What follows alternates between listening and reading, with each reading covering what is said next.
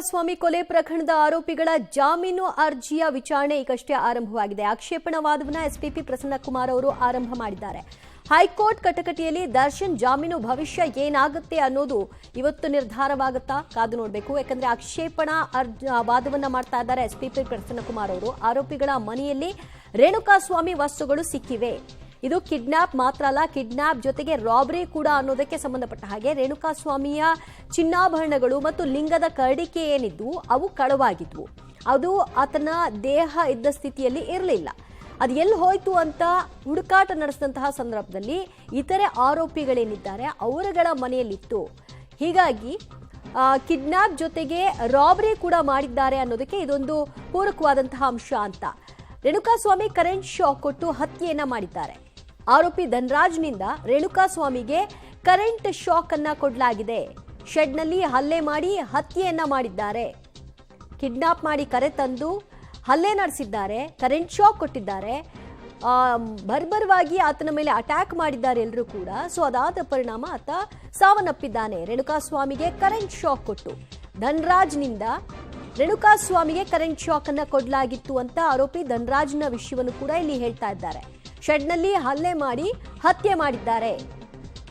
ಚಿತ್ರದುರ್ಗದಿಂದ ಶೆಡ್ಗೆ ಕರ್ಕೊಂಡ್ಬಂದ್ರು. ಶೆಡ್ ಕರ್ಕೊಂಡ್ ಬಂದ ಮೇಲೆ ವಿನಯ್ಗೆ ಫೋನ್ ಮಾಡಿ ಆತ ಒಳಗ್ ಬಿಡು ಅಂತ ಹೇಳಿದ ನಂತರದಲ್ಲಿ ಅವರೆಲ್ಲರನ್ನು ಕೂಡ ಒಳಗ್ ಬಿಡ್ತಾರೆ. ಒಳಗೆ ಹೋದ ನಂತರದಲ್ಲೇ ಹಲ್ಲೆ ನಡೆಸಲಿಕ್ಕೆ ಆರಂಭ ಮಾಡ್ತಾರೆ. ಅದಾದ ನಂತರದಲ್ಲಿ ಇದನ್ನ ವಿಚಾರಿಸಿದಂತಹ ಪ್ರತ್ಯಕ್ಷದರ್ಶಿ, ತಡಲಿಕ್ಕೆ ಹೋದಂತಹ ಪ್ರತ್ಯಕ್ಷದರ್ಶಿಯ ಮಾತನ್ನು ಕೂಡ ಕೇಳೋದಿಲ್ಲ. ಅದಾದ ನಂತರ ಕರೆಂಟ್ ಶಾಕ್ ಕೊಟ್ಟಿದ್ದಾರೆ, ಹಲ್ಲೆ ನಡೆಸಿದ್ದಾರೆ, ಹತ್ಯೆ ಮಾಡಿದ್ದಾರೆ. ಇದರಲ್ಲಿ ಧನರಾಜ್ ಕರೆಂಟ್ ಶಾಕ್ ಕೊಟ್ಟಿರುವಂತಹ ವಿಷಯವನ್ನು ಕೂಡ ಪ್ರಸ್ತಾಪವನ್ನ ಮಾಡ್ತಾ ಇದ್ದಾರೆ ಎಸ್ಪಿಪಿ ಪ್ರಸನ್ನಕುಮಾರ್ ಅವರು. ಹೇಗೆ ಇದು ಕಿಡ್ನಾಪ್ ಕಮ್ ರಾಬರಿ ನಂತರ ಹತ್ಯೆ ಅನ್ನುವಂತಹ ವಿಚಾರಕ್ಕೆ ಸಂಬಂಧಪಟ್ಟ ಹಾಗೆ ಲಿಂಕ್ ಪಡ್ಕೊಳ್ತಿದೆ ಅನ್ನೋದರ ಆಕ್ಷೇಪಣಾ ವಾದವನ್ನ ಮಾಡ್ತಾ ಇದ್ದಾರೆ. ರೇಣುಕಾಸ್ವಾಮಿ ಖುದ್ದಾಗಿ ತಾನಾಗಿ ಬಂದದ್ದಲ್ಲ, ಇವರುಗಳು ಸಬೂಬು ಕೊಟ್ಟು ಕರ್ಕೊಂಬಂದದ್ದು. ಅವರು ಕರ್ಕೊಂಬಂತಹ ಕಾರು, ಅದರ ಫುಟೇಜ್ಗಳು ಇದೆಲ್ಲವೂ ಕೂಡ ಲಭ್ಯವಾಗಿದೆ ಅಂತ ಮತ್ತಷ್ಟು ಮಾಹಿತಿ ಕೊಡ್ತಾರೆ ನಮ್ಮ ಪ್ರತಿನಿಧಿ ನಾಗೇಶ್. ಆರೋಪಿಗಳು ಒಬ್ಬರಿಂದ ಒಬ್ಬರಿಗೆ ಹೇಗೆ ಲಿಂಕ್ ಆಗಿದೆ, ಈ ಕೇಸ್ನಲ್ಲಿ ಕಿಡ್ನಾಪ್ ಮಾತ್ರ ಅಲ್ಲ, ಕಿಡ್ನಾಪ್ ಜೊತೆಗೆ ರಾಬರಿ, ಹತ್ಯೆಗೆ ಸಂಚು, ಇದೆಲ್ಲವೂ ಹೇಗೆ ಲಿಂಕ್ ಆಗ್ತಿದೆ ಅನ್ನೋದರ ಬಗ್ಗೆ ವಾದವನ್ನ ಮಾಡ್ತಾ ಇದ್ದಾರೆ. ಅದಕ್ಕೆ ಪೂರಕವಾದಂತಹ ಎವಿಡೆನ್ಸ್ಗಳ ಬಗ್ಗೆ ಏನು ಹೇಳ್ತಿದ್ದಾರೆ?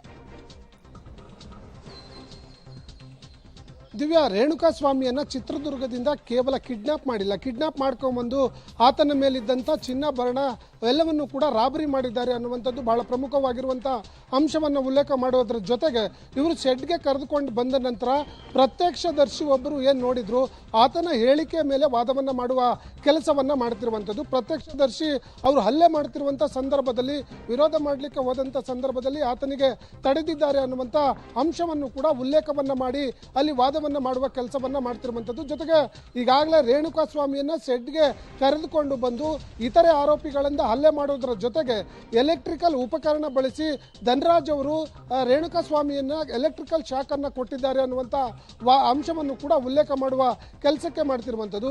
ಬಹಳ ಆರಂಭದಲ್ಲಿ ಅಲ್ಲಿಂದ ಕಿಡ್ನಾಪ್ ಮಾಡಿ ಕರೆದುಕೊಂಡು ಬಂದಿರುವಂಥ ಅದಕ್ಕೆ ಸಂಬಂಧಪಟ್ಟಂತ ಒಂದಷ್ಟು ಫುಟೇಜ್ಗಳು ಸೇರಿದಂತೆ ಒಂದಷ್ಟು ಪ್ರಮುಖ ಸಾಕ್ಷ್ಯಗಳು ಚಾರ್ಜ್ ಶೀಟ್ನಲ್ಲಿ ಏನು ಉಲ್ಲೇಖವನ್ನ ಮಾಡಿದ್ದಾರೆ ಅದಕ್ಕೆ ಪೂರಕವಾದ ದಾಖಲೆಗಳನ್ನು ಇಟ್ಟುಕೊಂಡು ಎಸ್ಪಿಪಿ ಅವರು ವಾದವನ್ನ ಮಾಡೋದ್ರ ಮೂಲಕ ಆರೋಪಿಗಳಿಗೆ ಜಾಮೀನನ್ನು ನೀಡಬಾರದು ಅನ್ನುವಂಥ ಆ ವಾದವನ್ನು ಮಾಡುವ ಕೆಲಸವನ್ನು ಈಗಾಗಲೇ ಮುಂದುವರಿಸಿರುವಂಥದ್ದು. ದಿವ್ಯಾ, ಓಕೆ, ಎಲೆಕ್ಟ್ರಿಕ್ ಶಾಕ್ ಕೊಡಲಾಗಿತ್ತು, ಧನರಾಜ್ನಿಂದ ಎಲೆಕ್ಟ್ರಿಕ್ ಶಾಕ್ ಕೊಡಲಾಗಿತ್ತು ಅಂತ. ಇನ್ನು ಈ ಪವಿತ್ರ ಗೌಡ ಮತ್ತು ದರ್ಶನ್ ಅಲ್ಲಿಗೆ ಬಂದದಕ್ಕೆ ಸಂಬಂಧಿತವಾಗಿ ಪ್ರತ್ಯಕ್ಷದರ್ಶಿಯಿಂದ ಏನಾದರೂ ಹೇಳಿಕೆಗಳು ಲಭ್ಯವಾಗಿದೆಯಾ? ಅದರ ಬಗ್ಗೆ ಏನು ಪ್ರಸ್ತಾಪಿಸ್ತಾ ಇದ್ದಾರೆ? ದಿವ್ಯಾ, ಬಹಳ ಪ್ರಮುಖವಾಗಿ ಏನು ಆರೋಪಿಗಳು, ಉಳಿದ ಆರೋಪಿಗಳು ರೇಣುಕಾಸ್ವಾಮಿಯನ್ನ RR ನಗರದ ಶೆಡ್ಗೆ ಕರೆದುಕೊಂಡು ಬಂದ ನಂತರ ದರ್ಶನ್ ಮತ್ತೆ ಪವಿತ್ರ ಗೌಡ ಹೇಗೆ ಎಂಟ್ರಿ ಆಗ್ತಾರೆ, ಅದಾದ ಬಳಿಕ ಅವರು ಈ ಸಂದರ್ಭದಲ್ಲಿ ಏನೆಲ್ಲ ಮಾಡಿದ್ರು ಅನ್ನುವಂಥ ಒಂದಷ್ಟು ಪ್ರಮುಖ ಅಂಶಗಳನ್ನು ಉಲ್ಲೇಖ ಮಾಡುವ ಕೆಲಸವನ್ನು ಮಾಡ್ತಿರುವಂಥದ್ದು. ಪ್ರತ್ಯಕ್ಷದರ್ಶಿಗಳು ನೋಡಿದಂಥ ಸಂದರ್ಭದಲ್ಲಿ ಕೊಲೆ ನಡೆದಿರುವಂಥ ಸ್ಥಳದಲ್ಲಿ ದರ್ಶನ್ ಇದ್ದಾರೆ ಅನ್ನುವಂಥದ್ರ ಬಗ್ಗೆ ಪ್ರಮುಖವಾದ ಅಂಶಗಳನ್ನು ಉಲ್ಲೇಖ ಮಾಡಿ ವಾದವನ್ನು ಮಾಡುವ ಕೆಲಸವನ್ನು ಮಾಡ್ತಿರುವಂಥದ್ದು. ಈಗಾಗಲೇ ಪ್ರತ್ಯಕ್ಷದರ್ಶಿ ಸದ್ಯ ದರ್ಶನ್ಗೆ ಜೈಲ ಅಥವಾ ಬೇಲ ಈ ಪ್ರಶ್ನೆಗೆ ಉತ್ತರ ಸಿಗಬೇಕಿದೆ. ಯಾಕೆಂದ್ರೆ ಈಗ ಆಕ್ಷೇಪಣಾ ವಾದದಲ್ಲಿ ಅವರ ಪಾತ್ರ ಏನು ಅನ್ನೋದರ ಬಗ್ಗೆ ವಾದಿಸ್ತಾ ಇದ್ದಾರೆ. ಪುನೀತ್ ಹೇಳಿಕೆ ಪ್ರಕಾರ ದರ್ಶನ್ ರೇಣುಕಾ ಸ್ವಾಮಿ ಮೇಲೆ ಹಲ್ಲೆ ನಡೆಸಿದ್ದಾರೆ. ನೋಡೋ ಇವಳೇ ನನ್ನ ಹೆಂಡತಿ ಅಂತ ಹಲ್ಲೆ ಮಾಡಿದ್ದಾರೆ. ಪವಿತ್ರ ಗೌಡ ಚಪ್ಪಲಿಯಿಂದ ಹೊಡೆದು ನಂತರ ಆ ಚಪ್ಪಲಿಯನ್ನ ದರ್ಶನ್ ಕೈಗೆ ಕೊಟ್ಟು ದರ್ಶನ್ನಿಂದಲೂ ಹಲ್ಲೆ ಮಾಡಿಸಲಾಗಿದೆ ಅನ್ನುವಂತಹ ವಿಷಯವನ್ನು ಕೂಡ ಹೇಳ್ತಾ ಇದ್ದಾರೆ. ಅಂದ್ರೆ A1 ಆರೋಪಿಯಿಂದ ಇತರೆ ಆರೋಪಿಗಳವರೆಗೂ ಹೇಗೆ ಅವರೆಲ್ಲರೂ ಕೂಡ ಇದರಲ್ಲಿ ಲಿಂಕ್ ಪಡ್ಕೊಂಡಿದ್ದಾರೆ, ಅವರ ಪಾತ್ರ ಏನು ಈ ಹಲ್ಲೆ ಮತ್ತು ಹತ್ಯೆ ಕೇಸ್ನಲ್ಲಿ ಅನ್ನೋದರ ಬಗ್ಗೆ ವಾದಿಸ್ತಾ ಇದ್ದಾರೆ. ದರ್ಶನ್ ರೇಣುಕಾ ಸ್ವಾಮಿ ಎದೆಗೆ ಬಲವಾಗಿ ಒದ್ದಿದ್ದಾರೆ. ನೋಡೋ ಇವಳೇ ನನ್ನ ಹೆಂಡತಿ ಅಂತ ಪವಿತ್ರ ಗೌಡಳನ್ನ ತೋರಿಸಿ ಹಲ್ಲೆಯನ್ನ ಮಾಡಿದ್ದಾರೆ. ಜೊತೆಗೆ ಪವಿತ್ರ ಗೌಡ ಚಪ್ಪಲಿಯಿಂದ ರೇಣುಕಾ ಸ್ವಾಮಿಯ ಮೇಲೆ ಹಲ್ಲೆ ಮಾಡಿದ್ದಾಳೆ. ಬಳಿಕ ಆ ಚಪ್ಪಲಿಯನ್ನು ದರ್ಶನ್ಗೆ ಕೊಟ್ಟು ಹಲ್ಲೆ ಮಾಡುವಂತೆ ಸೂಚಿಸಿದ್ದಾಳೆ. ನಂತರ ದರ್ಶನ್ ಅದರಿಂದ ಹಲ್ಲೆ ಮಾಡಿದ್ದಾರೆ. ದರ್ಶನ್ ರೇಣುಕಾ ಸ್ವಾಮಿ ಪ್ಯಾಂಟನ್ನ ಬೆಚ್ಚಿಸಿ ಮರ್ಮಾಂಗಕ್ಕೆ ಬಲವಾಗಿ ಒದ್ದಿದ್ದಾರೆ. ಪುನೀತ್ ಹೇಳಿಕೆಯನ್ನ ಪ್ರಸ್ತಾಪಿಸಿ ಎಸ್ಪಿಪಿ ಪ್ರಸನ್ನಕುಮಾರ್ ಅವರು ವಾದವನ್ನ ಮಾಡ್ತಾ ಇದ್ದಾರೆ. ಇದಿಷ್ಟೂ ಕೂಡ ಪ್ರತ್ಯಕ್ಷದರ್ಶಿ ತನ್ನ ಕಣ್ಣಾರೆ ಏನೆಲ್ಲ ಘಟನಾವಳಿಗಳ ಆಯ್ತು ಅನ್ನೋದನ್ನ ಇಂಚಿಂಚಾಗಿ ಇವರು ಬಂದು ನಂತರ ಹೋಗುವವರೆಗೂ ಕೂಡ ಗಮನಿಸಿದ ಹೇಳಿಕೆ, ನ್ಯಾಯಾಧೀಶರ ಮುಂದೆಯೇ ಕೊಟ್ಟಿರುವಂತಹ ಹೇಳಿಕೆಗಳ ಆಧಾರದ ಮೇಲೆ ಇವರುಗಳು ಏನ್ ಮಾಡಿದ್ದಾರೆ ಅನ್ನೋದರ ಬಗ್ಗೆ ವಿವರಣೆಯನ್ನ ಕೊಡ್ತಾ ಇದ್ದಾರೆ. ಇವಾಗ ಮತ್ತಷ್ಟು ಮಾಹಿತಿ ಕೊಡ್ತಾರೆ ನಮ್ಮ ಪ್ರತಿನಿಧಿ ನಾಗೇಶ್. ಪ್ರತ್ಯಕ್ಷದರ್ಶಿ ಪುನೀತ್, ಈ ಕೇಸ್ನಲ್ಲಿ ಆ ರೇಣುಕಾ ಸ್ವಾಮಿ ಆ ಶೆಡ್ಗೆ ಬರೋದ್ರಿಂದ ಹಿಡಿದು ಇತರೆ ಆರೋಪಿಗಳು ಬಂದು ಹಲ್ಲೆ ನಡೆಸೋದು ಇದೆಲ್ಲವನ್ನೂ ಕೂಡ ತಾನು ನೋಡಿದ್ದೀನಿ ಎಂಬುದಾಗಿ ಹೇಳಿದ್ದಾನ. ಇದರಲ್ಲಿ ಎಲ್ಲರ ಪಾತ್ರವನ್ನು ಕೂಡ ಆತ ಕಣ್ಣಾರೆ ಕಂಡಿದ್ದಾಗಿ ಹೇಳಿದ್ದಾನ. ಅದರ ಬಗ್ಗೆ ಏನ್ ಹೇಳ್ತಿದ್ದಾರೆ? ಈಗಾಗಲೇ ಪ್ರಸನ್ನಕುಮಾರ್ ಅವರು ಕೆಲವೊಂದು ಅಂಶಗಳನ್ನು ಉಲ್ಲೇಖ ಮಾಡಿ ಯಾವ ಅಂಶಗಳನ್ನು ಪ್ರಮುಖವಾಗಿ ಪರಿಗಣಿಸಬೇಕು ಅವನ್ನ ವಾದವನ್ನು ಮಾಡುವ ಕೆಲಸವನ್ನು ಈಗಾಗಲೇ SPP ಪ್ರಸನ್ನಕುಮಾರ್ ಅವರು ಮಾಡ್ತಿರುವಂಥದ್ದು. ರೇಣುಕಾ ಸ್ವಾಮಿಯನ್ನ ಚಿತ್ರದುರ್ಗದಿಂದ ಕಿಡ್ನಾಪ್ ಮಾಡಿ ಕರೆದುಕೊಂಡು ಬಂದು ಹಲ್ಲೆ ಮಾಡಿದ ಬಳಿಕ ದರ್ಶನ್ ಮತ್ತೆ ಪವಿತ್ರ ಗೌಡ ಅವರಿಗೆ ವಿಚಾರವನ್ನು ತಿಳಿಸ್ತಾರೆ. ಅದಾದ ಬಳಿಕ ದರ್ಶನ್ ಮತ್ತೆ ಪವಿತ್ರ ಗೌಡ ಅವರು ಕಾರಲ್ಲಿ ಸೆಡ್ಗೆ ಬಂದ ಬಳಿಕ ದರ್ಶನ್ ರೇಣುಕಾ ಸ್ವಾಮಿಯ ಎದುರುಗಡೆ ನಿಂತ್ಕೊಂಡು ಆರೋಪಿ A1 ಆರೋಪಿ ಆಗಿರುವಂತಹ ಪವಿತ್ರ ಗೌಡ ಅವರ ಕಡೆಯಿಂದ ಹಲ್ಲೆಯನ್ನ ಮಾಡಿಸ್ತಾರೆ. ಆಕೆಯ ಕಾಲಲ್ಲಿ ಇದ್ದಂತ ಚಪ್ಪಲಿಯಿಂದ ರೇಣುಕಾ ಸ್ವಾಮಿಯ ಮೇಲೆ ಹಲ್ಲೆಯನ್ನ ಮಾಡಿದ್ರು ಅನ್ನುವಂತ ಅಂಶಗಳನ್ನ ಅಲ್ಲಿ ಉಲ್ಲೇಖ ಮಾಡೋದ್ರ ಜೊತೆಗೆ ಅದಾದ ಬಳಿಕ ದರ್ಶನ್ ಅವರು ಇವಳೇ ನನ್ನ ಹೆಂಡತಿ ನೋಡು ಅಂತ ಹೇಳಿ ಆತನ ಪ್ಯಾಂಟ್ ಅನ್ನ ಬಿಚ್ಚಿ ಮರ್ಮಾಂಗಕ್ಕೆ ಹಲ್ಲೆ ಮಾಡಿದ್ದಾರೆ ಅನ್ನುವಂತ ವಾದವನ್ನು ಕೂಡ ಅಂಶವನ್ನ ಉಲ್ಲೇಖ ಮಾಡುವ ಕೆಲಸವನ್ನ ಮಾಡ್ತಿರುವಂತದ್ದು. ಜೊತೆಗೆ ಈಗಾಗಲೇ ಪ್ರತ್ಯಕ್ಷದರ್ಶಿ ಆರಂಭದಲ್ಲಿ ರೇಣುಕಾ ಸ್ವಾಮಿಯನ್ನ ಕರೆದುಕೊಂಡು ಬಂದು ಸೆಡ್ ಅಲ್ಲಿ ಹಲ್ಲೆ ಮಾಡಿದ್ರಿಂದ ದರ್ಶನ್ ಮತ್ತೆ ಪವಿತ್ರ ಗೌಡ ಬಂದು ಹಲ್ಲೆ ಮಾಡಿ ಹೋದ ಬಳಿಕ ನೋಡಿದಂತ ಪ್ರತಿಯೊಂದು ದೃಶ್ಯಗಳನ್ನು ಕೂಡ ವಿವರವಾಗಿ ಹೇಳಿಕೆಯನ್ನ ಸ್ವತಃ ಜಡ್ಜ್ ಮುಂದೆ ನೀಡಿರೋದ್ರಿಂದ ಆ ಎಲ್ಲ ಅಂಶಗಳನ್ನ ಉಲ್ಲೇಖ ಮಾಡಿ ಆರೋಪಿಗಳಿಗೆ ಜಾಮೀನನ್ನ ಕೊಡಬಾರದು ಅನ್ನುವಂತ ವಾದವನ್ನ ಮಾಡುವ ಕೆಲಸವನ್ನ ಈಗಾಗಲೇ SPP ಅವರು ಮುಂದುವರಿಸಿರುವಂತದ್ದು. ದಿವ್ಯ, ಓಕೆ, ಈ ಶೆಡ್ನಲ್ಲಿ ಚಿತ್ರದುರ್ಗದಿಂದ ಬಂದಂತಹ ಮೂವರು ದರ್ಶನ್ ಜೊತೆಗೆ ಫೋಟೋ ತೆಗೆದುಕೊಳ್ತಾರೆ ಅನ್ನುವಂತಹ ವಿಷಯಕ್ಕೆ ಸಂಬಂಧಪಟ್ಟ ಹಾಗೆ ಆ ಫೋಟೋಗಳನ್ನು ಕೂಡ ನಾವು ಹಿಂದೆ ನೋಡಿದ್ವಿ. ಯಾವ ಫೋಟೋಗಳು ಅಂತ ಅದಕ್ಕೆ ಲಿಂಕ್ ಆಗೋ ಹಾಗೆ ಅವತ್ತಿನ ದಿನದ ಬಟ್ಟೆ ಇತ್ಯಾದಿ ಎಲ್ಲವೂ ಕೂಡ ಚಾರ್ಜ್ ಶೀಟ್ ನಲ್ಲಿ ಪ್ರಸ್ತಾಪ ಆಗಿತ್ತು. ಇವತ್ತು ಪುನೀತ್ನ ಹೇಳಿಕೆಯಲ್ಲಿ ಮತ್ತು ಆತನ ಮೊಬೈಲ್ನಲ್ಲಿಯೂ ಕೂಡ ಈ ಫೋಟೋಗಳು ಲಭ್ಯವಾಗಿದೆ ಅಂತ ವಾದಿಸ್ತಾ ಇದ್ದಾರೆ. ದಿವ್ಯ, ಖಂಡಿತವಾಗ್ಲೂ ಈಗಾಗಲೇ ಪ್ರತ್ಯಕ್ಷದರ್ಶಿ ಪುನೀತ್ ಅವರು ಆ ಸ್ಥಳದಲ್ಲಿ ಇದ್ದಂಥ ಸಂದರ್ಭದಲ್ಲಿ ಫೋಟೋಗಳನ್ನು ತೆಗೆದುಕೊಂಡಿದ್ರು ಅನ್ನುವಂಥ ವಿಚಾರಗಳನ್ನು ಕೂಡ ಉಲ್ಲೇಖ ಮಾಡುವ ಕೆಲಸವನ್ನ ಮಾಡಿರುವಂಥದ್ದು. ಪುನೀತ್ ತೆಗೆದುಕೊಂಡಿದ್ದಂಥ ಫೋಟೋಗಳನ್ನು ಆರೋಪಿಗಳು ಪುನೀತ್ ಅವರಿಗೆ ಹಾಯ್ ಅಂತ ಹೇಳಿ ಕಳಿಸಿಕೊಂಡಿರುವಂಥ ಒಂದಷ್ಟು ಫುಟೇಜ್ಗಳನ್ನು ರಿಟ್ರೀವ್ ಮಾಡುವ ಕೆಲಸವನ್ನು ತನಿಖಾಧಿಕಾರಿಗಳು ಮಾಡಿದರು. ಆ ಅಂಶಗಳನ್ನು ಕೂಡ ಉಲ್ಲೇಖ ಮಾಡಿರುವಂಥದ್ದು. ಘಟನಾ ಸ್ಥಳದಲ್ಲಿ ಇವರು ಇಲ್ಲ ಅನ್ನುವಂಥದ್ರ ವಾದ ಏನಿತ್ತು ಅದಕ್ಕೆ ಪೂರಕ ಸಾಕ್ಷ್ಯಗಳನ್ನು ಒದಗಿಸುವ ಕೆಲಸವನ್ನ ಈಗಾಗಲೇ ಮಾಡ್ತಿರುವಂಥದ್ದು. ಹಾಗಾಗಿ ಪ್ರತ್ಯಕ್ಷದರ್ಶಿಯ ಮೊಬೈಲ್ನಲ್ಲಿದ್ದಂಥ ಫೋಟೋಗಳನ್ನು ರಿಟ್ರೀವ್ ಮಾಡಿರುವಂಥದ್ದು. ಆ 3 ಜನ ಆರೋಪಿಗಳು ಆ ಸ್ಥಳದಲ್ಲಿ ಇದ್ದಂಥ ಸಂದರ್ಭದಲ್ಲಿ ಪ್ರತ್ಯಕ್ಷದರ್ಶಿ ಆಗಿದ್ದಂಥ ಪುನೀತ್ ಅವರು ತೆಗೆದುಕೊಂಡಿದ್ದಂಥ ಫೋಟೋವನ್ನು FSLಗೆ ಕಳಿಸಿ ಅಲ್ಲಿ ರಿಟ್ರೀವ್ ಮಾಡಿಕೊಂಡು ಚಾರ್ಜ್ ಶೀಟ್ನಲ್ಲಿ ಉಲ್ಲೇಖವನ್ನು ಮಾಡಿದ್ರು. ಆ ಅಂಶಗಳನ್ನು ಉಲ್ಲೇಖ ಮಾಡೋದ್ರ ಮೂಲಕ ಘಟನಾ ಸ್ಥಳದಲ್ಲಿ ಇವರೆಲ್ಲರೂ ಇದ್ದು ಹಲ್ಲೆ ಮಾಡಿ ಆತನಿಗೆ ಹತ್ಯೆ ಮಾಡಿದ್ದಾರೆ ಅನ್ನುವಂಥ ಅಂಶಗಳನ್ನು ಉಲ್ಲೇಖ ಮಾಡುವ ಕೆಲಸವನ್ನ ಈಗಾಗಲೇ SPP ಅವರು ಮಾಡ್ತಿರುವಂತದ್ದು. ದಿವ್ಯ, ಫೈನ್ ನಾಗೇಶ್, ಸಂಪರ್ಕದಲ್ಲಿ ಇನ್ನಷ್ಟು ಅಪ್ಡೇಟ್ಸ್ ಪಡ್ಕೊಳ್ತೀವಿ. ಪವಿತ್ರ ಗೌಡ ಚಪ್ಪಲಿಯಿಂದ ರೇಣುಕಾ ಸ್ವಾಮಿ ಮೇಲೆ ಹಲ್ಲೆ ನಡೆಸಿ ನಂತರ ದರ್ಶನ್ ಕೈಯಲ್ಲೂ ಕೂಡ ಹೊಡೆಸಿದ್ದಾರೆ ಅನ್ನುವಂತಹ ವಾದ. ಇನ್ನು ಶೆಡ್ನಲ್ಲಿ ಆರೋಪಿಗಳು ತೆಗೆದಿರುವಂತಹ ಫೋಟೋಗಳ ಸಾಕ್ಷ್ಯವನ್ನ ಪ್ರಸ್ತಾಪಿಸ್ತಾ ಇದ್ದಾರೆ. ಪುನೀತ್ ಮೊಬೈಲ್ನಲ್ಲಿ ರಿಕವರಿ ಆದಂತಹ ಫೋಟೋ ಕುರಿತಾಗಿ ವಾದಿಸ್ತಾ ಇದ್ದಾರೆ. ಚಿತ್ರದುರ್ಗದಿಂದ ಬಂದಿದ್ದ 3 ಫೋಟೋವನ್ನ ತೆಗೆದಿದ್ದಾರೆ. ಆ ಫೋಟೋಗಳನ್ನ ಪುನೀತ್ ಜಗದೀಶ್ಗೆ ಸೆಂಡ್ ಮಾಡಿದ್ದಾನೆ. ರೇಣುಕಾ ನೀರು ಕುಡಿತಾ ಇಲ್ಲ ಅಂತ ಪುನೀತ್ ವಿನಯ್ಗೆ ಕಾಲ್ ಮಾಡಿ ಹೇಳಿದ್ದಾನೆ. ಶೆಡ್ನಲ್ಲಿ ಆರೋಪಿಗಳು ತೆಗೆದಿರುವಂತಹ ಫೋಟೋಗಳ ಸಾಕ್ಷ್ಯ ಸಮೇತವಾಗಿ ಆ ಘಟನೆಯ ವಿವರವನ್ನ ಕೊಡ್ತಾ ಇದ್ದಾರೆ ಮತ್ತು ಆ ಸ್ಪಾಟ್ನಲ್ಲಿ ದರ್ಶನ್, ಪವಿತ್ರ ಗೌಡ, ಇತರೆ ಆರೋಪಿಗಳು ಇದ್ರು ಅನ್ನೋದಕ್ಕೆ ಸಂಬಂಧಿತವಾದಂತಹ ಫೋಟೋ ಇದಾಗಿರುತ್ತೆ. ಯಾಕಂದ್ರೆ ಚಿತ್ರದುರ್ಗದಿಂದ ಬಂದಿರುವಂತಹ 3 ದರ್ಶನ್ ಅಭಿಮಾನಿಗಳು ಆ ದಿನ ಆ ಶೆಡ್ನಲ್ಲಿ ರೇಣುಕಾಸ್ವಾಮಿ ಮೇಲೆ ಸಾಯುವ ಹಂತಕ್ಕೆ ಹಲ್ಲೆಯನ್ನ ನಡೆಸಿರ್ತಾರೆ. ಇದರ ಮಧ್ಯೆಯೂ ಕೂಡ ಫೋಟೋಗಳಿಗೆ ಪೋಸ್ ಕೊಟ್ಟಿರ್ತಾರೆ. ಅದಕ್ಕೆ ಸಂಬಂಧಿತ ದಾಖಲೆಯಾಗಿ ಫೋಟೋ ಲಭ್ಯವಾಗಿರುತ್ತೆ. ಈ ಫೋಟೋ ಹೇಗೆ ರಿಕವರಿ ಆಯಿತು ಅನ್ನೋದರ ಬಗ್ಗೆಯೂ ಕೂಡ SPP ತಿಳಿಸ್ತಾ ಇದ್ದಾರೆ. ಇನ್ನಷ್ಟು ಅಪ್ಡೇಟ್ಸ್ ಕೊಡ್ತಾರೆ ನಮ್ಮ ಪ್ರತಿನಿಧಿ ನಾಗೇಶ್. ರೇಣುಕಾಸ್ವಾಮಿ ನೀರು ಕುಡಿತಾ ಇಲ್ಲ ಅಂತ ಹೇಳಿ ವಿನಯ್ಗೆ ಫೋನ್ ಮಾಡಿ ತಿಳಿಸುವ ಹಂತದಲ್ಲಿ ಯಾರೆಲ್ಲ ಶೆಡ್ನಲ್ಲಿ ಇದ್ರು ಅನ್ನೋದ್ರ ಬಗ್ಗೆ ವಾದವನ್ನ ಮಾಡ್ತಾ ಇದ್ದಾರೆ. ಇನ್ನು ಅಷ್ಟೊತ್ತಿಗಾಗ್ಲೇ ಇವರೆಲ್ಲ ಹೋಗೋ ಅಷ್ಟೊತ್ತಿಗಾಗ್ಲೇ ಮುಗಿದು ಹೋಗಿತ್ತು ಅವನ ಕತೆ ಅನ್ನೋದ ಈ ಒಂದು ವಿಷಯ ಪ್ರಸ್ತಾಪ ಆಗ್ತಿರುವಂತಹ ವಾದವನ್ನ ಗಮನಿಸ್ತಾ ಇದ್ದಾರೆ.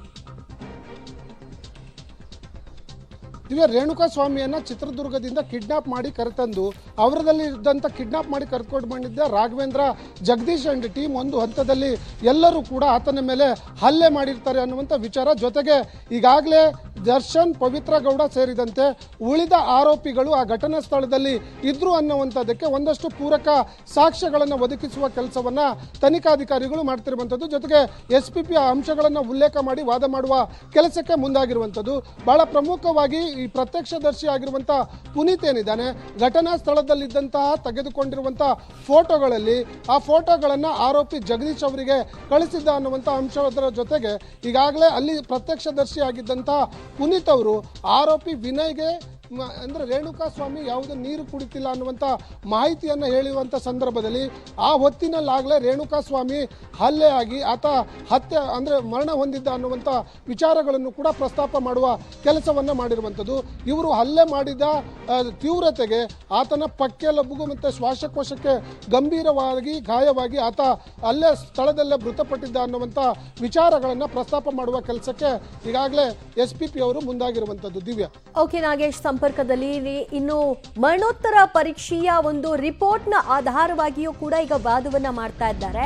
ಅರ್ಥಾತ್ ರೇಣುಕಾಸ್ವಾಮಿಯ ದೇಹದ ಮೇಲೆ ಮತ್ತು ಒಳಭಾಗದಲ್ಲಿ ಮೂಳೆ ಯಾವ ರೀತಿಯ ಎಷ್ಟೆಲ್ಲ ಮೂಳೆಗಳು ಡ್ಯಾಮೇಜ್ ಆಗಿದ್ವು, ಮುರಿತಕ್ಕೆ ಒಳಗಾಗಿದ್ವು, ಇದೆಲ್ಲದರ ವಾದವನ್ನ ಮಾಡ್ತಾ ಇದ್ದಾರೆ. ರೇಣುಕಾಸ್ವಾಮಿ ಎದೆ, ಪಕ್ಕೆಲುಬು ಗಂಭೀರವಾಗಿ ಗಾಯವಾಗಿತ್ತು, ಶ್ವಾಸಕೋಶಕ್ಕೆ ಏಟಾಗಿತ್ತು, ಪಕ್ಕೆಲುಬುಗಳ ಮೇಲೆ 17 ಬಾರಿ ಮಾರಣಾಂತಿಕವಾಗಿ ಹಲ್ಲೆ ನಡೆಸಿದ್ದಾರೆ. 39ಕ್ಕೂ ಹೆಚ್ಚು ಬಾರಿ ಬಾಹ್ಯ ಹಲ್ಲೆಗಳು ಆಗಿದ್ದು ಗಾಯದ ಗುರುತುಗಳು ಪತ್ತೆಯಾಗಿದೆ. ಎರಡೂ ವರದಿಯನ್ನ ಉಲ್ಲೇಖಿಸಿ SPP ವಾದವನ್ನ ಮಾಡ್ತಾ ಇದ್ದಾರೆ. ಮರಣೋತ್ತರ ಪರೀಕ್ಷೆಯ ವರದಿಯನ್ನ ಆಧರಿಸಿ ಆರೋಪಿ ಅಂದ್ರೆ ರೇಣುಕಾಸ್ವಾಮಿ ಯಾವಾಗ ಸತ್ತಿದ್ದಾನೆ, ಆತನ ದೇಹದ ಮೇಲೆ ಎಷ್ಟೆಲ್ಲ ಗಾಯದ ಗುರುತುಗಳಾಗಿದೆ, ಅದು ಆತ ಸಾಯುವ ಹಂತಕ್ಕೆ ಇವರುಗಳು ಹೊಡೆದಿದ್ರ ಎಫೆಕ್ಟ್ ಏನೆಲ್ಲ ಸಾಕ್ಷಿಗಳು ಲಭ್ಯವಾಗಿದೆ ಮರಣೋತ್ತರ ಪರೀಕ್ಷೆಯ ನಂತರದಲ್ಲಿ ಅನ್ನೋದಕ್ಕೆ ಸಂಬಂಧಪಟ್ಟ ಹಾಗೆ ವಿವರವನ್ನ ಕೊಡ್ತಾ 17 ಬಾರಿ ಆತನ ಮೇಲೆ ಹಲ್ಲೆ ನಡೆಸಿದ್ದಾರೆ, 39 ಗಾಯದ ಗುರುತುಗಳಾಗಿದೆ. ಎರಡೂ ವರದಿಯಲ್ಲೂ ಕೂಡ ಇದೇ ರೀತಿಯ ವರದಿಗಳು ಲಭ್ಯವಾಗಿದೆ ಅಂತ ಎರಡೂ ವರದಿಗಳನ್ನ ಆಧರಿಸಿ ವಾದವನ್ನ SPP ಪ್ರಸನ್ನಕುಮಾರ್ ಅವರು ಮುಂದುವರೆಸಿದ್ದಾರೆ. ಮತ್ತಷ್ಟು ಅಪ್ಡೇಟ್ಸ್ ಕೊಡ್ತಾರೆ ನಮ್ಮ ಪ್ರತಿನಿಧಿ ನಾಗೇಶ್. ಮರಣೋತ್ತರ ಪರೀಕ್ಷೆಯಲ್ಲಿ ಆರೋಪಿ ರೇಣುಕಾಸ್ವಾಮಿ ಯಾವಾಗ ಸತ್ತ, ಆರೋಪಿಗಳ ಪಾತ್ರ ಏನಾಗಿತ್ತು, ಯಾವ ರೀತಿಯಾಗಿ ಕೃತ್ಯ ಎಸಗಿದ್ದಾರೆ ಅನ್ನೋದು ಬಹಳ ಡಿಟೇಲ್ ಆಗಿ ಲಭ್ಯವಾಗುತ್ತೆ. ಇದರಲ್ಲಿ ಏನ್ ಹೇಳ್ತಾ ಇದ್ದಾರೆ ಈಗ SPP? ಈಗ ರೇಣುಕಾಸ್ವಾಮಿಯನ್ನ ಹಲ್ಲೆ ಮಾಡಿ ಕೊಲೆ ಮಾಡಿದ್ದ ಬಳಿಕ ಅಂದ್ರೆ ದರ್ಶನ್ ಪರ ವಕೀಲರು ವಾದ ಮಾಡುವಂತ ಸಂದರ್ಭದಲ್ಲಿ ರೇಣುಕಾಸ್ವಾಮಿಯ ಮೈ ಮೇಲೆ ಕೇವಲ ಒಂದೇ 1 ಸೆಂಟಿಮೀಟರ್ ಗಾಯ ಇರುವಂತದ್ದು ಅನ್ನುವಂಥ ವಾದವನ್ನ ಮಾಡುವ ಕೆಲಸವನ್ನ ಮಾಡ್ತಾರೆ. ಹಾಗಾಗಿ ಅದಕ್ಕೆ ಪ್ರತ್ಯುತ್ತರವಾಗಿ ಒಂದಷ್ಟು ಸಾಕ್ಷ್ಯಾಧಾರಗಳನ್ನ ಇಟ್ಕೊಂಡು ರೇಣುಕಾಸ್ವಾಮಿಯ ಮರಣೋತ್ತರ ಪರೀಕ್ಷೆಯಲ್ಲಿರುವಂತಹ ಅಂಶಗಳನ್ನ ಉಲ್ಲೇಖ ಮಾಡಿ ವಾದವನ್ನ ಮಾಡುವ ಕೆಲಸವನ್ನ SPP ಪ್ರಸನ್ನಕುಮಾರ್ ಅವರು ಮಾಡ್ತಿರುವಂತದ್ದು. ಆತನ ಪಕ್ಕೆಲುಬುಗಳಿಗೆ ಸುಮಾರು 17 ಬಾರಿ ಮಾರಣಾಂತಿಕವಾಗಿ ಹಲ್ಲೆ ಮಾಡಿದ್ದಾರೆ. ಜೊತೆಗೆ ಸುಮಾರು 39ಕ್ಕೂ ಹೆಚ್ಚು ಹೆಚ್ಚು ಬಾರಿ ಆತನಿಗೆ ಬಾಹ್ಯವಾಗಿ ಹಲ್ಲೆ ಮಾಡಿರುವಂಥ ಒಂದಷ್ಟು ಅಂಶಗಳು ಮರಣೋತ್ತರ ಪರೀಕ್ಷೆಯಲ್ಲಿ ಉಲ್ಲೇಖವನ್ನು ಮಾಡಿದ್ದಾರೆ.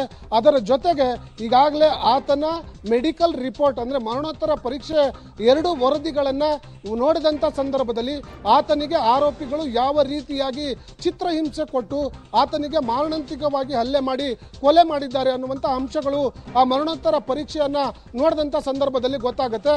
ಹಾಗಾಗಿ ಈ ಆರೋಪಿಗಳೆಲ್ಲರೂ ಕೂಡ ರೇಣುಕಾ ಸ್ವಾಮಿಯನ್ನು ಕೇವಲವಾಗಿ ಕೊಲ್ಲದೆ ಚಿತ್ರಹಿಂಸೆಯನ್ನು ಕೊಟ್ಟು ಆತನಿಗೆ ಬರ್ಬರವಾಗಿ ಹಲ್ಲೆ ಮಾಡಿ ಹತ್ಯೆ ಮಾಡಿದ್ದಾರೆ ಅನ್ನುವಂಥ ಅಂಶಗಳು ಆತನ ಮರಣೋತ್ತರ ಪರೀಕ್ಷೆಯಲ್ಲಿ ಉಲ್ಲೇಖ ಮಾಡಿದ್ದಾರೆ.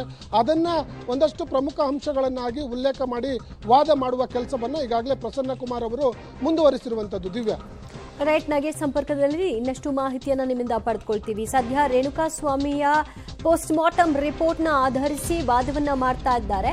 ಮುಂದುವರೆದಂತೆ ಈ ಪ್ರಕರಣದಲ್ಲಿ ಸಾವಿನ ಸಮಯ ಮತ್ತು ಗಾಯದ ಗುರುತಿನ ಬಗ್ಗೆ ದರ್ಶನ್ ಪರ ವಕೀಲರು ಅನುಮಾನವನ್ನು ವ್ಯಕ್ತಪಡಿಸಿದ್ರು. ಅದಕ್ಕೆ ಸಂಬಂಧಿತವಾಗಿ ಒಂದಷ್ಟು ವಿವರವನ್ನು ಕೊಡ್ತಾ ಇದ್ದಾರೆ. ರೇಣುಕಾ ಸ್ವಾಮಿ ತಲೆಯಲ್ಲಿ ರಕ್ತ ಹೆಪ್ಪುಗಟ್ಟಿತ್ತು. ನಿಂತಿದ್ದ ಕಾರಿಗೆ ರೇಣುಕಾ ಸ್ವಾಮಿ ತಲೆಯನ್ನ ಗುದ್ದಿಸಲಾಗಿದೆ. ರೇಣುಕಾ ಸ್ವಾಮಿ ತಲೆಗೆ ಬಲವಾದ ಪೆಟ್ಟು ಬಿದ್ದಿದೆ. ದೇಹದ ಮೂಳೆಗಳು ಮುರಿತಕ್ಕೊಳಗಾಗಿದೆ. ದೇಹದ ಬಾಹ್ಯ ಭಾಗದಲ್ಲೂ ಕೂಡ ಹಲವಾರು ಗಾಯಗಳಾಗಿದೆ. ಮರ್ಮಾಂಗಕ್ಕೆ ಒದೆಯಲಾಗಿದೆ. ಆತನ ತಲೆಗೆ ಜಜ್ಜಿದ್ರ ಪರಿಣಾಮವಾಗಿ ರಕ್ತ ಹೆಪ್ಪುಗಟ್ಟಿತ್ತು. ಈ ಎಲ್ಲ ವಿವರಗಳನ್ನ ಈಗ ಎಸ್ಪಿಪಿ ಪ್ರಸನ್ನ ಕುಮಾರ್ ಅವರು ಕೋರ್ಟ್ ಗಮನ ತರ್ತಾ ಇದ್ದಾರೆ. ಕಾರಣ ಸಿವಿ ನಾಗೇಶ್ ಅವರು ವಾದಿಸೋ ಸಂದರ್ಭದಲ್ಲಿ 1 ಸೆಂಟಿಮೀಟರ್ನಷ್ಟೇ ಗಾಯ ಆಗಿತ್ತು, ಒಂದು ಏಟ್ ಕೊಟ್ರೆ ಸಾಯ್ತಾರಾ, ಮತ್ತು ಆ ಸಮಯ ಏನಿದೆ ಪೋಸ್ಟ್ ಮಾರ್ಟಮ್ ರಿಪೋರ್ಟ್ನ ಸಮಯ ಅದು ಹೋಲಿಕೆ ಆಗ್ತಿಲ್ಲ ಅಂತ ಹೇಳಿದ್ರು. ಅದಕ್ಕೆ ಪ್ರತಿಯಾಗಿ ವಾದ ಮಾಡ್ತಾ ಇದ್ದಾರೆ. ಮತ್ತಷ್ಟು ಮಾಹಿತಿ ಕೊಡ್ತಾರೆ ನಮ್ಮ ಪ್ರತಿನಿಧಿ ನಾಗೇಶ್. ದರ್ಶನ್ ಪರ ವಕೀಲರು ಸಿವಿ ನಾಗೇಶ್ ಅವರು ಒಂದು ಅನುಮಾನವನ್ನು ವ್ಯಕ್ತಪಡಿಸಿದ್ರು ಸಾವಿನ ಸಮಯ ಮತ್ತು ದೇಹದ ಮೇಲಾಗಿರುವಂತಹ ಗಾಯದ ಗುರುತುಗಳ ಕುರಿತಾಗಿ. ಸೊ ಅದಕ್ಕೆ ಕೌಂಟರ್ ಆಗಿ ಏನ್ ವಾದಿಸ್ತಾ ಇದ್ದಾರೆ? ದಿವ್ಯಾ, ಬಹಳ ಪ್ರಮುಖವಾಗಿ ರೇಣುಕಾ ಸ್ವಾಮಿಯನ್ನು ಕೊಲೆ ಮಾಡಿದಂಥ ಸಂದರ್ಭದಲ್ಲಿ ಆತನ ಮರಣೋತ್ತರ ಪರೀಕ್ಷೆಯನ್ನು ಮಾಡಲಾಗಿತ್ತು. ಮರಣೋತ್ತರ ಪರೀಕ್ಷೆಯಲ್ಲಿ ಆತನಿಗೆ ಯಾವ ಮಟ್ಟಕ್ಕೆ ಹಲ್ಲೆ ಮಾಡಿ ಕೊಲೆ ಮಾಡಿದ್ದಾರೆ ಅನ್ನುವಂಥದ್ರ ಬಗ್ಗೆ ಒಂದಷ್ಟು ಅಂಶಗಳನ್ನು ಉಲ್ಲೇಖ ಮಾಡಲಾಗಿತ್ತು. ಅದನ್ನು ಪ್ರಮುಖ ಅಂಶಗಳನ್ನಾಗಿ ಇಟ್ಕೊಂಡು ವಾದವನ್ನು ಮಾಡುವ ಕೆಲಸವನ್ನು ಮಾಡ್ತಿರುವಂಥದ್ದು. ಈಗಾಗಲೇ ರೇಣುಕಾ ಸ್ವಾಮಿಯ ಸಾವಿನ ಸಮಯದ ಬಗ್ಗೆ ಸಿವಿ ನಾಗೇಶ್ ಅವರು ಅನುಮಾನವನ್ನು ವ್ಯಕ್ತಪಡಿಸಿದರು. ಯಾಕಂದರೆ ಆತನ ಮರಣೋತ್ತರ ಪರೀಕ್ಷೆಯ ಸಂದರ್ಭದಲ್ಲಿ ಆಸ್ಪತ್ರೆಗೆ ತೆಗೆದುಕೊಂಡು ಹೋದಂಥ ಸಂದರ್ಭದಲ್ಲಿ ಆತನ ಬಾಡಿಯನ್ನು ಫ್ರೀಜರಲ್ಲಿ ಇಡಲಾಗಿತ್ತು. ಫ್ರೀಜರಲ್ಲಿ ಇಡುವಂಥ ಸಂದರ್ಭದಲ್ಲಿ ನಿಖರ ಸಮಯ ತಿಳಿದು ಬರಲಿಕ್ಕೆ ಒಂದಷ್ಟು ಕಷ್ಟ ಸಾಧ್ಯವಾಗುತ್ತೆ ಅನ್ನುವಂಥ ಅಂಶಗಳನ್ನು ಕೂಡ ಈ ಉಲ್ಲೇಖ ಮಾಡುವ ಕೆಲಸವನ್ನು ಮಾಡ್ತಿರುವಂಥದ್ದು. ಜೊತೆಗೆ ಈ ಮರಣೋತ್ತರ ಪರೀಕ್ಷೆಯಲ್ಲಿ ಆತನ ಮೇಲೆ ಯಾವ ರೀತಿ ಗಂಭೀರವಾಗಿ ಆತನಿಗೆ ಹಲ್ಲೆ ಮಾಡಿ ಚಿತ್ರಹಿಂಸೆ ಕೊಟ್ಟು ಆತನಿಗೆ ಕೊಲೆ ಮಾಡಿದ್ದಾರೆ ಅನ್ನುವಂಥ ಅಂಶಗಳನ್ನು ಕೂಡ ಉಲ್ಲೇಖವನ್ನು ಮಾಡಿರುವಂಥದ್ದು. ಬಹಳ ಪ್ರಮುಖವಾಗಿ ಆತನ ತಲೆಯನ್ನು ಆ ಶೆಡ್ನಲ್ಲಿ ಇದ್ದಂತಹ ವಾಹನಕ್ಕೆ ಗುದ್ದಿಸಿರುವಂಥ ಪರಿಣಾಮ ಆತನ ತಲೆಯ ಭಾಗದಲ್ಲಿ ತೀವ್ರವಾಗಿ ಗಾಯಗಳಾಗಿದ್ವು ಅನ್ನುವಂಥ ಅಂಶಗಳು ಕೂಡ ಆ ಮರಣೋತ್ತರ ಪರೀಕ್ಷೆಯಲ್ಲಿ ಉಲ್ಲೇಖವನ್ನು ಮಾಡಿರುವಂಥದ್ದು. ಆ ಎಲ್ಲ ಅಂಶಗಳನ್ನು ಕೂಡ ಉಲ್ಲೇಖವನ್ನು ಮಾಡಿ ಈಗ ಬಹಳ ಪ್ರಮುಖವಾಗಿ ಮರಣೋತ್ತರ ಪರೀಕ್ಷೆಯಲ್ಲಿರುವಂಥ ಅಂಶಗಳನ್ನು ಪ್ರಸ್ತಾಪ ಮಾಡುವ ಕೆಲಸವನ್ನು ಈಗಾಗಲೇ ಎಸ್ಪಿಪಿ ಪ್ರಸನ್ನ ಕುಮಾರ್ ಅವರು ಮುಂದುವರಿಸಿರುವಂಥದ್ದು. ದಿವ್ಯಾ, ಅಂದ್ರೆ ಇಡೀ ಕೇಸ್ನಲ್ಲಿ ಈಗ ಸಾಂದರ್ಭಿಕ ಸಾಕ್ಷ್ಯದ ಆಧಾರದ ಮೇಲೆ ರೇಣುಕಾ ಸ್ವಾಮಿ ಯಾವಾಗ ಸತ್ತಿರಬಹುದು ಅನ್ನುವಂತಹ ಅಂದಾಜನ್ನ ಮಾಡಲಾಗಿದೆ. ಓಕೆ, ಮತ್ತಷ್ಟು ಅಪ್ಡೇಟ್ಸ್ ನಿಮ್ಮಿಂದ ಪಡ್ಕೊಳ್ತೀವಿ. ನಾಗೇಶ್ ಸಂಪರ್ಕದಲ್ಲಿರಿ. ನಿಂತಿದ್ದ ಕಾರಿಗೆ ರೇಣುಕಾ ಸ್ವಾಮಿ ತಲೆಯನ್ನ ಗುದ್ದಿಸಲಾಗಿದೆ. ಪರಿಣಾಮ ತಲೆಯಲ್ಲಿ ರಕ್ತ ಹೆಪ್ಪುಗಟ್ಟಿತ್ತು. ಇದಕ್ಕೆ ಸಂಬಂಧಿಸಿದ ಹಾಗೆ ಪೋಸ್ಟ್ ಮಾರ್ಟಮ್ ರಿಪೋರ್ಟ್ ನಲ್ಲಿ ಏನ್ ಹೇಳುತ್ತೆ ಅನ್ನೋದನ್ನ ವಿವರಿಸ್ತಾ ಇದ್ದಾರೆ. ರೇಣುಕಾ ಸ್ವಾಮಿ ತಲೆಗೆ ಬಲವಾದ ಪೆಟ್ಟು ಬಿದ್ದಿದೆ. ರೇಣುಕಾ ಸ್ವಾಮಿ ತಲೆಯನ್ನ ಅಲ್ಲೇ ಶೆಡ್ನಲ್ಲಿ ನಿಲ್ಲಿಸಿದಂತಹ ಲಾರಿಗಳೇನಿದ್ವು ಅಲ್ಲಿ ಒಂದು ಲಾರಿಗೆ ಆತನ ತಲೆಯನ್ನ ಬರ್ಬರವಾಗಿ ಗುದ್ದಿದ್ದಾರೆ. ಗುದ್ದಿಸಿದ ಪರಿಣಾಮ ರಕ್ತ ಹೆಪ್ಪುಗಟ್ಟಿದೆ. ಇನ್ನು ಪೋಸ್ಟ್ ಮಾರ್ಟಮ್ ಆಗಿರುವಂತಹ ಒಂದು ವರದಿ ಅದರಲ್ಲಿ ಸಾವಿನ ಸಮಯವನ್ನು ಸ್ಪಷ್ಟವಾಗಿ ಹೇಳಿಲ್ಲ ಅನ್ನೋದ್ರ ಬಗ್ಗೆ ಅವರು ಸಿವಿ ನಾಗೇಶ್ ಅವರು ವಾದಿಸಿದ್ರು. ಅದಕ್ಕೆ ಕೂಡ ಈಗ ಅವರು ಉತ್ತರವನ್ನ ಕೊಡ್ತಾ ಇದ್ದಾರೆ ಪ್ರಸನ್ನ ಕುಮಾರ್ ಅವರು. ಆ ಒಂದು ಪೋಸ್ಟ್ ಮಾರ್ಟಮ್ ರಿಪೋರ್ಟ್ ನಲ್ಲಿ ಯಾಕೆ ಆ ಸಮಯ ಗೊತ್ತಾಗಿಲ್ಲ ಅಂದ್ರೆ ಆ ಬಾಡಿ ಸಿಕ್ಕ ನಂತರದಲ್ಲಿ ಅದು ಯಾರದ್ದು ಏನು ಅಂತ ಗೊತ್ತಿಲ್ಲ. ಹಾಗಾಗಿ ತೆಗೆದುಕೊಂಡು ಹೋಗಿ ಅದನ್ನ ಫ್ರೀಜರ್ ಅಲ್ಲಿ ಇಟ್ಟಿದ್ರು. ಫ್ರೀಜರ್ ನಲ್ಲಿ ಇಟ್ಟಂತಹ ಸಂದರ್ಭದಲ್ಲಿ ಇಂಥಷ್ಟೇ ಸಮಯದಲ್ಲಿ ಅವನು ಸಾವನ್ನಪ್ಪಿದ್ದಾನೆ ಅಂತ ಹೇಳೋದು ಕಷ್ಟವಾಗುತ್ತೆ. ಆದ್ರೆ ಸಾಂದರ್ಭಿಕ ಸಾಕ್ಷ್ಯಗಳು ಏನ್ ಹೇಳ್ತಾ ಇದೆ, ಆ ವ್ಯಕ್ತಿ ಯಾವತ್ತಲ್ಲಿಗೆ ಬಂದಿದ್ದ ಮತ್ತು ಬಾಡಿಯನ್ನ ತೆಗೆದುಕೊಂಡು ಹೋದಂತಹ ಸಮಯ, ಆ ಒಂದು ರಾಜಕಾಲುವೆಯ ಬಳಿ ಬಾಡಿ ಬಿದ್ದಂತಹ ಸಮಯ, ಇದೆಲ್ಲವೂ ಕೂಡ ಮತ್ತು ಪ್ರತ್ಯಕ್ಷದರ್ಶಿಯ ಹೇಳಿಕೆ, ಇದೆಲ್ಲ ಸಾಂದರ್ಭಿಕ ಸಾಕ್ಷ್ಯಗಳ ಆಧಾರದ ಮೇಲೆ ಈ ಸಮಯದಲ್ಲಿ ಆತ ಸಾವನ್ನಪ್ಪಿರಬಹುದು ಅನ್ನುವಂತಹ ಅಂದಾಜನ್ನ ಮಾಡಬಹುದು ಅಂತ. ಹೀಗಾಗಿ ಫ್ರೀಜರ್ನಲ್ಲಿ ಶವ ಇಟ್ಟಿದ್ರೆ ಸಾವಿನ ಸಮಯವನ್ನ ಸ್ಪಷ್ಟವಾಗಿ ಹೇಳೋದು ಕಷ್ಟ. ಆದ್ರೆ ಯಾವಾಗ ಆಗಿದೆ ಅನ್ನೋದನ್ನ ಪತ್ತೆ ಹಚ್ಚಬಹುದು ಅನ್ನೋದಕ್ಕೆ ಸಾಂದರ್ಭಿಕ ಸಾಕ್ಷ್ಯಗಳು ನುಡಿತಾ ಇವೆ.